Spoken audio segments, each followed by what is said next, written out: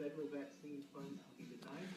morning. Hey, this is Dr. Haggerty. Hey, so we wanted to take a minute here and just go through a couple of basic things here that are concerns that we see in an exercise environment all the time.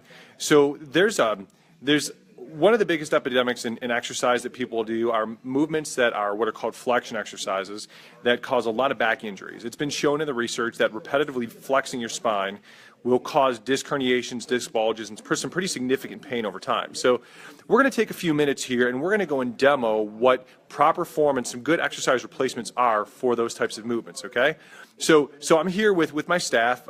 So Pat, who I'm going to flip over to in a moment, is going to go and take Megan, who's my chiropractic assistant, through some basic movements here that we teach as replacements for flexion movements because they are much safer, much more effective, and much higher bang for your buck. So I'm going to flip everything over here to them now, and Pat's going to take you through what form should look like, what flexion movements are, so you kind of have an idea when I say this, what this really means, okay? So Pat, I'm going to flip it over to you. All right. Okay. Go ahead, Pat. Hey, everybody. It's Pat in rehab. I'm here with Megan. Talking about correcting flexion movements, we want to avoid the crunch, the Russian twist, things of that sort. So things I like to start with teaching proper core activation and pelvic control is a front plank. So I'm going to have Megan come on down to her elbows and forearms. There we go. Come on to your knees for me real quick. All right. From this position, I'm going to teach her how to engage your core and hips properly. You can see this big sag in the lower back. I'm going to take my hands, go ahead and push against my fingers in every direction. Good, nice, strong abdominal brace. Now what I want you to do is take one toe, stick it back, and dig it into the ground. Tighten that quad and glute. Go ahead and stick the other foot back, about hip width apart, a little wider. All right, quads and glutes are tight. Core is tight. Hips are tucked. We're in a good pelvic position. We have good core control. Push the ground away a little bit. There we go. Here's our basic front plank, all right? We've got great abdominal activity, especially in the front. Brace, lift a little bit. This is going to replace our crunch, our sit-up. From here, we're going to go into a side plank. I'm going to ask Megan to rotate her ankle, knee, hip, shoulder, and ear all as one unit towards me. So lift up that left side. Nice and slow, nice and slow. Brace and lift. Keep it tight. Very slowly, Megan, let's rotate back down. This is replacing our Russian twist, guys. And the opposite side, left shoulder or right shoulder, right hip. Keep it tight, and back to your front. Real slow, all as one unit, and relax your knees down. Good. Watch, dropping down to our lower back. Bring your hips up. Megan did a great job, guys. It was a good try. Some things we saw. She wanted to collapse into her lower back. Because we spend so much time sitting, our hip flexors are usually pretty tight. Hyperextension of the lower back and anterior rotation of the pelvic floor is pretty common. So some things we need to do is buckle down the abdomen, tuck the hips a little more, and as we rotate, we want to keep the shoulders and lap the hips. We don't want to let them dissociate. So what I'm going to do is I'm going to demonstrate real quick. On my elbows and on my knees, I'm going to brace my abdomen. Extend the knee, lock in the quad and glute, lock in the other side. From here, there's one cue I forgot to tell Megan. I'm going to take my elbows and my large toes and gently draw them towards one another. And you can see I'm actually starting to shake. I'm creating a lot of tension here. From this position, I'm going to slowly begin to rotate side to side, keeping that core lifted and engaged. Hip and shoulder at the same time. We'll begin to rotate down. Slow, slow, slow. And switch sides. Look at how straight his spine is and how tight his core is staying as he's engaging as he goes through these movements. One thing that I need to constantly correct myself on, a lot of people do this, we start to want to look and drop our head. Keep the neck engaged, head up and back, rotate to the front, relax the knees down, nice neutral spine, push back. Shake it out, I'm sweating. It doesn't take a lot, guys. I recommend starting with maybe one rotation aside. That's it. It's going to be really hard to keep position. Quick note, core's braced. Glutes are active. If you spent any time in rehab, I've told you 1,000 times. Always engage these two. They're teammates. They work well together. Hey, Pat, can you explain when you say abdominal brace? A lot of people may not be familiar with that term. So when you coach someone on abdominal bracing, what is your cue to go and get someone to actually do an abdominal brace correctly? That's actually a great point. A lot of people want to say brace your abdomen, they want to suck it in like they're a little kid and they're trying to suck their ribs in. Instead, I use the cue, imagine someone was going to punch you in the stomach. How would you defend against that? You would tighten up and push out in every direction to fend off that force coming at you. So, great thing I like to do is take one hand on top of the belly button, one on top of the lower back.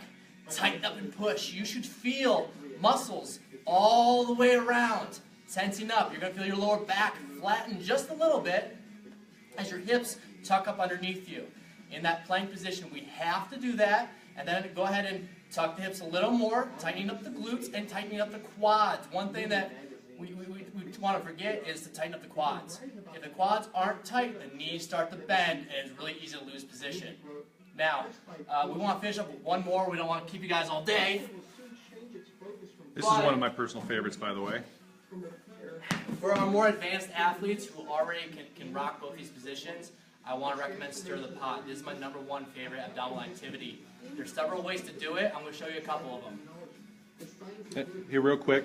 Hey, so for you all who are more advanced athletes, this one exercise can be the replacement for just about every other core exercise that you can do, because it is a 100% complete activator of every single muscle in the entire core. So for those of you who feel like you need to do millions of repetitions of sit-ups and crunches and leg lifts and all that stuff and V-ups, they're not necessary, because an exercise like this activates every muscle in the core, so you can achieve an extremely well-defined core, extremely strong core, but at the same time completely spare your spine. So if you do have a history of back injuries, this is a fantastic replacement if you are a more advanced athlete. Okay, go ahead, Pat. Exactly, Dr. Scott. And talking about millions of repetitions, I challenge you to do 2 sets of 20 seconds. Yep. Because it's going to burn you out. Also, one other quick note, for rotational athletes, baseball players, tennis players, this will really show dysfunction if you have any, and it'll help to correct that. So, our starting position is just a plank on the ball. I'm going to really set my forearms tight. Do not interlock your hands. If you interlock your hands, one hand is slightly dominant because that thumb's on top. Either put your hands in a prayer position or knuckle to knuckle. From here, I'm going to brace my abdomen, push the ball away, take one toe back, set that leg, set the opposite. Make sure my weight's up on top. Push, brace, tuck the hips, tighten the quads. I'm already starting to shake. From here, guys, we're going to push the ball out underneath us and draw it back in. Notice my body isn't moving, it shouldn't be. Stiff like a board. From there, we'll go side to side, corner to corner. Left rotation's hard for me. From there, we'll complete the motion by stirring the ball underneath. Ah! Do I have abs yet? I should. Guys, I was only on there for maybe, 12, 15 seconds? It probably felt like about a half an hour. Yeah. I mean, honestly, I want to be done. So from a bang for your buck perspective, it really is an incredible alternative to doing any other type of a core movement, because as you noticed, so Pat was solid. So there was no twisting, no rotation in his core, and he was strong and solid from top to bottom. There was no movement in his low back. He was strong and stable, and all of the motion really was coming from his arms, which is where it's supposed to. And he was maintaining stiffness, right? You have to remember, one of the biggest things that the spine is designed to have, especially in the lower back, is it's supposed to have strength, endurance, and stiffness, right? And I'm not talking about you're not flexible. We're talking about stiffness when you're under stress and strain. The spine is not meant when you're in an athletic movement to be moving all over the place. The muscles are supposed to go and compress around the spine so that the spine is not at risk of injury. Exactly, guys. If you want to generate power through your legs, through your arms, you want to run faster, lift more weights, you have to have strength, proximal stiffness, in order to generate strength through your extremities. Real quick on that note, there's 3 big neural generators in your body. I'm still out of breath. A neural generator helps you create more stiffness head to toe. Your hands, so how tight you grip, how hard you brace, and how hard you squeeze your glutes. And that's Stir the Pot. I go knuckle to knuckle, and I squeeze the heck out of my hands. I brace really hard, and I squeeze my glutes. It allows me to keep more tension from my toes through the top of my head and back down. All right, wonderful. Thank you very much, Pat. I hope this was helpful. I wanted to address this because, you know, in a gym setting, we see this all the time where people are doing flexion movements, which are really dangerous, right? Those sit-ups, those crunches, those Russian twists, things like that. So make sure that you implement some of these. If you're not an advanced athlete, go with lower level planks. That plank movement, instead of doing it from feet, if you're a beginner, do it from your knees. And you can still go through and do rotation and anti-rotational movements from your knees, okay? So start small. Start with only trying to do a handful of reps like you mentioned, but these types of movements will help you to go and train your body so that you can increase your strength, your endurance, and that combination which is important for the spine, which is strength endurance, all right? Hope this was valuable. So you guys have a wonderful day. God bless and be elite.